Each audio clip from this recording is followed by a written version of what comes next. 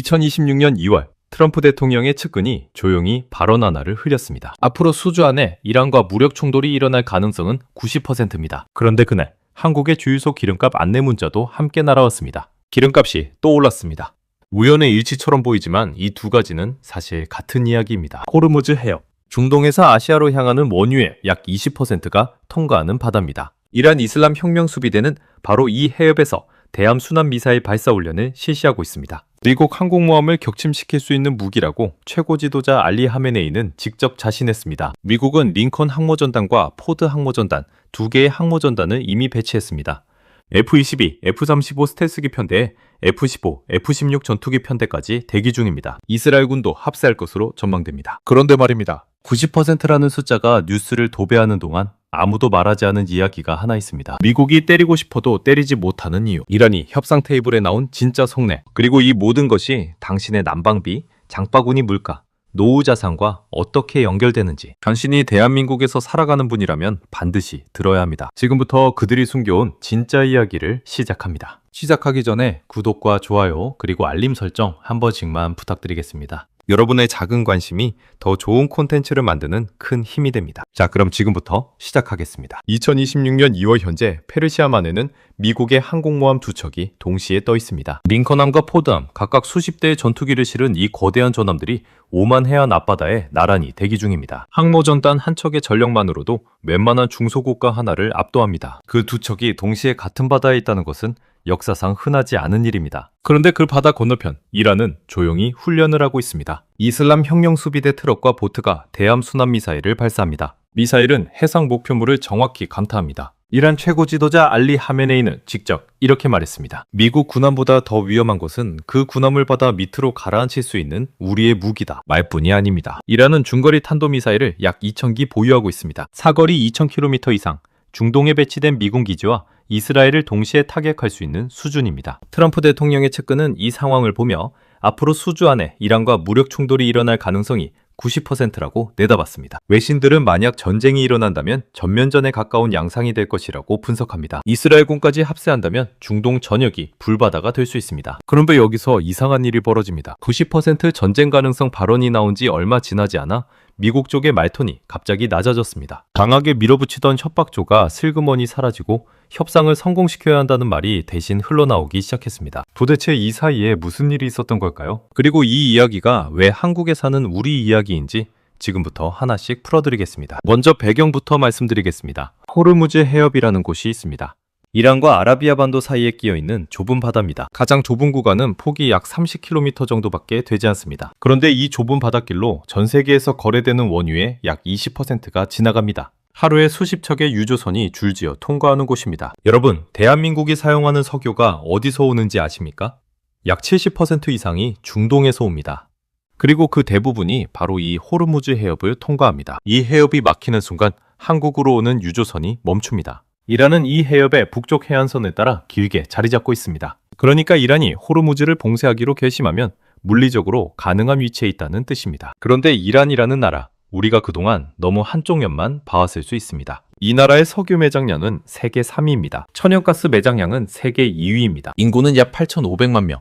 고등교육 이수율도 중동에서 손꼽히는 수준입니다. 그런데 미국의 강력한 경제 제재로 이 모든 것이 꽁꽁 묶여 있습니다. 국제 금융거래도 막혀 있고 수출도 막혀 있고 달러 결제도 어렵습니다. 어마어마한 자원과 인력을 가진 나라가 수십 년째 뚜껑이 닫혀 있는 상태입니다. 힌트를 하나 드리겠습니다. 그 뚜껑이 열리면 어떤 일이 벌어질까요? 그건 나중에 말씀드리겠습니다. 지금 이 갈등은 단순한 군사 대결이 아닙니다. 수십 년간 쌓인 제재와 봉쇄, 그리고 그 안에서 버텨온 이란의 전략이 지금 한꺼번에 터지려 하고 있습니다. 그런데 여기서 중요한 게 있습니다. 이 전쟁이 실제로 일어나기 어려운 이유가 있다는 겁니다. 이란의 군사력을 제대로 들여다보겠습니다. 많은 분들이 이란을 낙후된 중동 국가쯤으로 생각하실 수 있습니다. 하지만 군사력만큼은 이야기가 완전히 다릅니다. 이란은 중거리 탄도미사일을 약 2,000기 보유하고 있습니다. 여러분, 2,000기입니다. 사거리는 2,000km 이상입니다. 이 미사일들은 중동 전역에 퍼져 있는 미군 기지를 타격할 수 있고 이스라엘 전역을 사정권 안에 둡니다. 단거리 대함 미사일과 어뢰도 상당량 보유하고 있습니다. 앞서 말씀드린 호르무즈 해협에서의 훈련은 실전에 상정한 훈련입니다. 미국 항모전단을 향해 미사일을 발사하는 연습을 반복하고 있습니다. 여기서 더 눈여겨봐야 할 것이 이른바 모자이크 분산 방어 전략입니다. 이슬람 혁명 수비대를 잘게 나눠서 각 부대 지휘관에게 독립적인 자율권을 줬습니다. 무슨 뜻이냐면 미국이 이란의 지휘부를 정밀 타격해도 각 부대가 자동으로 반격할 수 있는 구조라는 겁니다. 머리를 잘라도 몸이 움직이는 구조입니다. 게다가 이란은 주요 핵시설의 입구와 환풍구 등 공습에 취약한 부분을 흙과 콘크리트로 두껍게 보강하고 있습니다. 지난 공습에서 집중 공격을 받았던 약점들을 하나하나 틀어막고 있는 겁니다. 이란의 최고 지도자 알리 하메네이는 이렇게 말했습니다. 미국 군함을 격침시킬 수 있다고. 단순한 허풍이 아닙니다. 실제로 그럴 능력이 있는 무기를 손에 쥐고 있고 그 무기를 쓸 준비를 지금 이 순간도 하고 있습니다. 그런데 이게 끝이 아닙니다. 이란은 단순히 맞으면 맞받아치겠다는 수준을 훨씬 넘어섰습니다. 미국이 공격한다면 어떤 방식으로 응수할지 이미 구체적인 시나리오가 있습니다. 미국이 때리고 싶어도 쉽게 치지 못하는 이유가 바로 여기에 있습니다. 미국이 이란을 공격하고 싶어도 지금 쉽게 때리지 못하는 이유가 있습니다. 첫 번째 이유를 말씀드리겠습니다. 이란은 미국이 공격한다면 이렇게 선언했습니다. 보유한 탄도미사일을 전량 쏟아붓겠다. 미국에게만 쏘는 게 아니라 이스라엘을 먼저 타격하고 중동 전역의 미군 기지를 동시에 공격하겠다고 했습니다. 이게 단순한 협박이 아닌 이유가 있습니다. 2024년 6월의 일을 돌아보겠습니다. 이란과 이스라엘의 6차 회담 날짜까지 정해져 있던 그날, 이스라엘이 기습 공습을 감행했습니다. 이란으로서는 상상도 못한 일이었습니다. 완전히 무방비 상태에서 얻어맞은 겁니다. 이란은 그 교훈을 결코 잊지 않았습니다. 이번에는 다릅니다. 이란은 미국이 공격한다면 압도적으로 응수하겠다고 공개 선언했습니다. 전력을 다해 때리겠다는 뜻입니다. 미국에도 뼈아픈 기억이 있습니다. 2020년 1월 이란의 혁명수비대 사령관 가셈 솔레이마니 장군을 미국이 드론으로 암살했습니다. 이란은 곧바로 이라크 내 미군 기지에 보복 공격을 감행했습니다. 심지어 미국은 이란으로부터 어디를 때리겠다는 사전 통보까지 받았습니다. 피하라고 알려준 겁니다. 그런데도 그 공격으로 미군 다수가 외상 후 스트레스 장애와 부상을 입었습니다. 알려줬는데도 그랬습니다. 알려주지 않고 때린다면 어떻게 됩니까? 여러분, 이 대목에서 힌트를 하나 더 드립니다. 만약 이란의 탄도미사일 2,000기가 실제로 날아가는 상황이 온다면 호르무즈 해협은 즉시 봉쇄됩니다. 그 순간 기름값이 얼마가 될지 아무도 장담하지 못합니다. 2022년 러시아가 우크라이나를 침공했을 때 우리는 이미 한번 경험했습니다. 그때보다 훨씬 큰 충격이 올 수 있습니다. 그런데 전쟁을 막는 이유가 하나 더 있습니다. 이 두 번째 이유가 더 충격적입니다. 미국이 이란을 공격하지 못하는 두 번째 이유는 의외의 곳에서 나옵니다. 아랍 국가들입니다. 사우디아라비아, 아랍에미리트를 비롯한 중동의 아랍 국가들이 수시로 트럼프 대통령에게 직접 전화를 합니다. 하면 안 됩니다. 제발 하지 마십시오. 말로 해결할 수 있습니다. 이런 말들을 쏟아냅니다. 왜 그럴까요? 이 나라들은 미국의 동맹입니다. 이란을 적대시하는 나라들입니다. 그런데 왜 전쟁을 말리고 있는 걸까요? 이유는 간단합니다. 이란이 총력전으로 나오면 피해가 주변 아랍 국가들에게도 엄청나기 때문입니다. 이란의 미사일은 이스라엘과 미군 기지만 겨냥하지 않습니다. 중동 전역이 전쟁터가 됩니다. 미국에는 트라우마가 하나 더 있습니다. 1980년에 있었던 독수리 발톱 작전입니다. 이란에 붙잡혀 있던 미국 대사관 인질들을 구출하러 특수부대를 보냈는데 작전이 완전히 실패로 끝났습니다. 테헤란에서 비행기로 약 1시간 거리인 타바스 공군기지에서 헬기가 추락하고 대원들이 사망하는 참사가 벌어졌습니다. 미군의 자체 실수로 무너진 작전이었습니다. 트럼프 대통령 본인도 이 기억을 갖고 있다는 게 확인됐습니다. 이란과 전혀 다른 나라에서 성공한 군사작전을 마치고 기뻐하면서 이란에서 했을 때처럼 실패할까봐 속으로 걱정했다고 직접 말했습니다. 센 척은 하지만 속으로는 이란이 두렵다는 겁니다. 정리하면 이란의 총력 응수 위협, 주변 아랍 국가들의 강력한 전쟁 반대, 미국 자신의 트라우마, 이 세 가지가 맞물려서 전면전으로 가기가 쉽지 않은 구조입니다. 그런데 여기서 놀라운 일이 하나 더 있습니다. 만약 전쟁이 아니라 협상이 된다면 이란이라는 나라가 완전히 다른 얼굴을 보여줄 수 있습니다. 그 가능성이 지금 조용히 열리고 있습니다. 그런데 진짜 문제는 따로 있습니다. 협상 테이블에서 어떤 싸움이 벌어지고 있는지 지금부터 보여드리겠습니다. 협상 테이블을 들여다보겠습니다. 지금 미국과 이란 사이에는 세 가지 핵심 쟁점이 있습니다. 첫 번째는 우라늄 농축 문제입니다. 이란은 처음부터 끝까지 같은 말을 합니다. 우리는 우라늄 농축을 할 것이고 이것은 주권 국가의 권리다. 상업용 원자로에 필요한 3.67%, 의료용에 필요한 20% 수준의 농축이 필요하다. 핵무기를 만들 의도가 없다. 이 입장입니다. 미국의 협상팀 일부에서도 3.67% 정도는 허용해 줄 수 있다는 유연한 목소리가 나오고 있습니다. 두 번째는 탄도미사일 사거리 제한 문제입니다. 미국은 이란 탄도미사일의 사거리를 500km 줄이라고 요구합니다. 이스라엘은 300km 이내로 줄여야 한다고 더 강하게 밀어붙이고 있습니다. 그런데 이란이 이걸 절대 받아들일 수 없는 이유가 있습니다. 이란 공군의 전투기 전력은 주변국들보다 현저히 열세입니다. 뜨면 떨어질 수 있는 수준이라는 말이 나올 정도입니다. 탄도미사일이 유일한 방어수단입니다. 그걸 제한하자는 것은 이란 입장에서는 자살하라는 소리와 같습니다. 세 번째는 대리 세력 지원 중단입니다. 그런데 현실적으로 이란이 지원하던 친이란 세력들, 즉 헤즈볼라나 후티 등은 이미 크게 약화된 상태입니다. 지원할 여력 자체가 줄었으니 협상에서 이 부분은 상대적으로 쉽게 타협될 수 있습니다. 이제 연결해볼까요? 지금 협상의 가장 큰 변수는 탄도미사일입니다. 이란이 이걸 포기하지 않는 한 이스라엘은 계속 전쟁을 밀어붙일 것이고 미국은 그 사이에서 핵 협상에 집중하고 싶어 합니다. 미국과 이스라엘 사이에 균열이 생기기 시작했습니다. 미국 부통령 JD 벤스는 이렇게 말했습니다. 우리의 목적은 이란의 핵무기 개발을 막는 것이지 정권 교체가 아니다. 이게 바로 핵심입니다. 전쟁보다 협상에 무게추가 기우고 있다는 신호입니다. 더 무서운 건 지금부터입니다. 그렇다면 협상은 실제로 될 수 있을까요?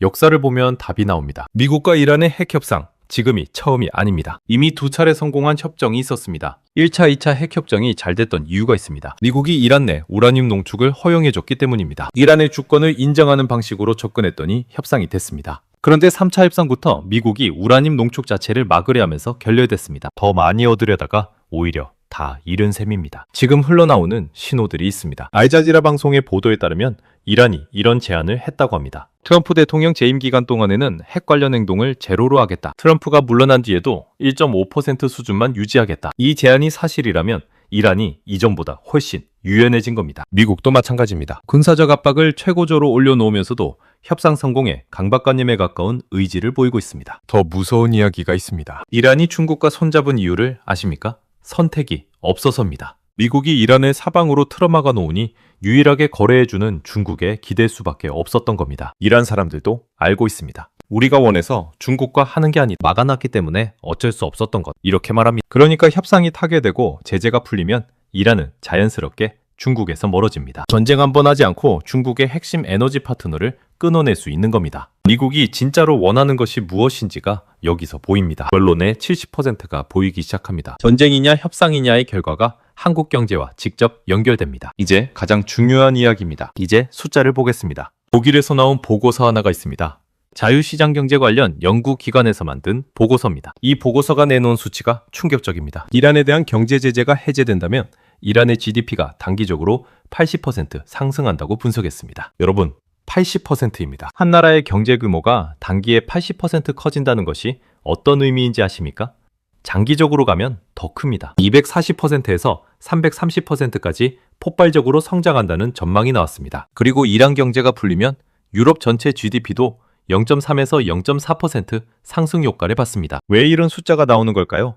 이란이 어떤 나라인지를 다시 보면 됩니다. 석유 매장량 세계 3위, 천연가스 매장량 세계 2위, 인구 약 8,500만 명의 내수 시장, 고급 인력이 득실득실한 나라, 그리고 제조업 기반이 중동에서 가장 탄탄한 나라. 이란을 두고 전통적으로 중동의 독일이라고 불러왔습니다. 독일이 유럽 경제의 엔진이듯 이란이 중동 경제의 엔진 역할을 할 수 있는 나라라는 뜻입니다. 탄도미사일도 자체 개발하고 석유 정제 시설도 자체 기술로 만들어갑니다. 수십 년간 봉쇄 속에서도 스스로 기술을 개발해온 나라입니다. 이제 답을 드리겠습니다. 90% 전쟁 가능성이라는 숫자 뒤에 숨겨진 진짜 이야기는 이겁니다. 전쟁이 나면 호르무즈 봉쇄, 유가 폭등, 항공 물가 재폭발입니다. 협상이 되면 중동의 독일이 깨어납니다. 석유 3위, 가스 2위 국가가 시장에 쏟아지면서 에너지 가격이 안정되고 한국의 수입 비용이 줄어듭니다. 그리고 이란 시장이 열리면 먼저 들어가는 나라가 그 과실을 가져갑니다. 이것이 이 전쟁 뉴스가 한국의 장바구니와 직결되는 이유입니다. 도미노를 하나씩 쌓아보겠습니다. 먼저 전쟁 시나리오입니다. 미국이 이란을 공격합니다. 이란은 즉각 호르무즈 해협을 봉쇄하거나 봉쇄 위협을 가합니다. 유조선 운항이 멈춥니다.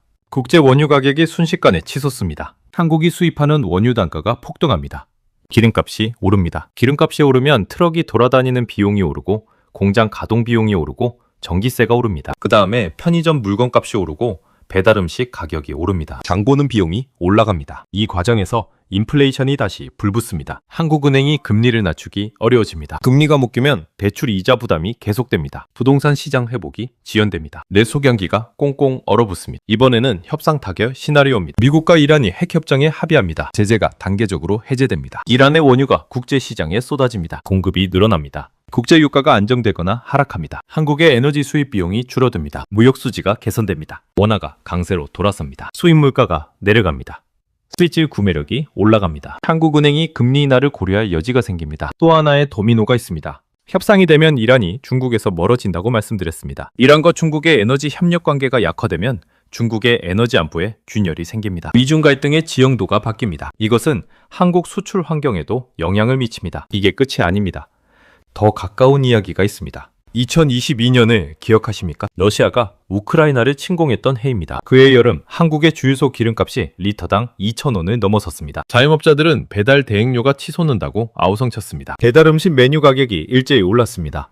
식당 주인들은 재료비와 가스비가 동시에 올라 장사를 할 수 없다고 했습니다. 난방비 폭탄이라는 말이 뉴스를 도배했습니다. 가스비 고지서를 받아든 어르신들이 충격을 받았습니다. 그때의 원인이었던 러시아는 세계 원유 생산량에서 일정 부분을 차지합니다. 그런데 이란은 다릅니다. 이란은 석유 매장량 세계 3위입니다. 그 충격이 더 클 수 있습니다. 반면 협상이 된다면 어떤 기회가 생길까요?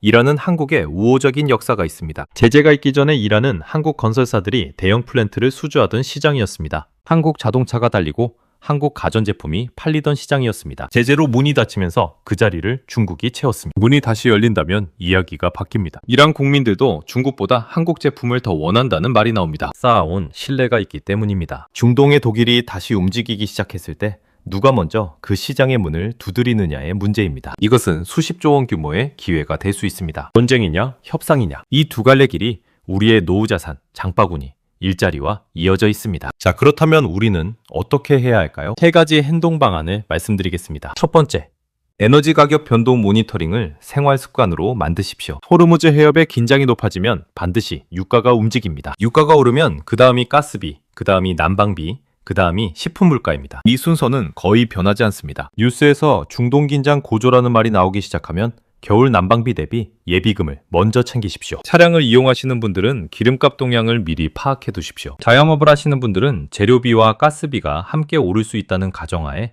경비 예산을 다시 짜보시기 바랍니다. 이건 투자 이야기가 아닙니다.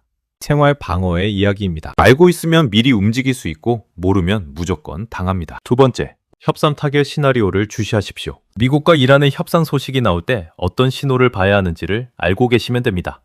트럼프 측에서 협상 성공 의지가 강해진다는 말이 나오고 이란이 우라늄 농축 수준에서 유연성을 보인다는 소식이 함께 나오면 협상 타결 가능성이 높아지는 신호입니다. 그때 국제유가 동향, 한국 무역 수지 동향, 원화 환율 방향을 함께 확인해 보시기 바랍니다. 이란 시장이 열릴 경우 한국 기업들이 먼저 움직이는지도 살펴보십시오. 중동 플랜트, 건설, 에너지 관련 산업의 뉴스가 함께 바뀔 것입니다. 투자 결정을 말씀드리는 게 아닙니다. 경제 흐름이 바뀌는 신호를 먼저 읽으라는 겁니다. 세 번째, 생활물가 연동 구조를 이해하십시오. 기름값과 내 생활비가 어떻게 연결되는지를 머릿속에 그려두시면 대비가 됩니다. 기름값이 오르면 배달비가 오르고, 배달비가 오르면 외식비가 오르고, 외식비가 오르면 장 보는 게 더 이득이고 장 보는 비용도 오릅니다. 이 연결고리를 알고 있으면 어디서 지출을 줄여야 할지 미리 결정할 수 있습니다. 운동 뉴스가 뜰 때 내 지갑을 점검하는 습관을 만드십시오. 정보가 있는 사람과 없는 사람의 차이는 결국 생활에서 드러납니다. 중동 전쟁 뉴스를 불안하게만 보던 분들이 이제 이 뉴스가 무슨 이야기인지를 읽을 수 있게 됩니다. 마지막으로 정리하겠습니다. 오늘 이야기를 정리하겠습니다. 트럼프 측근이 발언한 미국과 이란의 무력 충돌 가능성 90%. 이 숫자는 공포입니다. 그런데 그 공포의 이면을 들여다보면 다른 이야기가 있습니다. 미국도 이란도 전면전을 원하지 않습니다. 이란의 탄도미사일 총력 응수 위협, 아랍 국가들의 전쟁 반대 압박, 미국 자신의 깊은 트라우마, 이 세 가지가 맞물려 전쟁으로 가는 것을 막고 있습니다. 협상의 핵심은 우라늄 농축과 탄도미사일입니다. 이 두 가지에서 절충점을 찾느냐 못 찾느냐가 모든 것을 결정합니다. 1차, 2차 협정 때처럼 미국이 유연하게 나온다면 협상은 가능합니다. 그리고 협상이 된다면 중동의 독일이 깨어납니다. 석유 매장량 세계 3위, 가스 매장량 세계 2위의 나라가 다시 세계 무대에 나옵니다. 한국의 에너지 수입 비용이 줄어들고 물가가 안정될 수 있습니다. 닫혔던 이란 시장의 문이 열립니다. 전쟁이 나면 우리 생활이 직격탄을 맞습니다. 협상이 되면 오히려 기회가 생깁니다. 이것이 90%라는 숫자 뒤에 숨겨진 진짜 이야기였습니다. 중동 전쟁 뉴스는 더 이상 남의 나라 이야기가 아닙니다. 여러분의 난방비,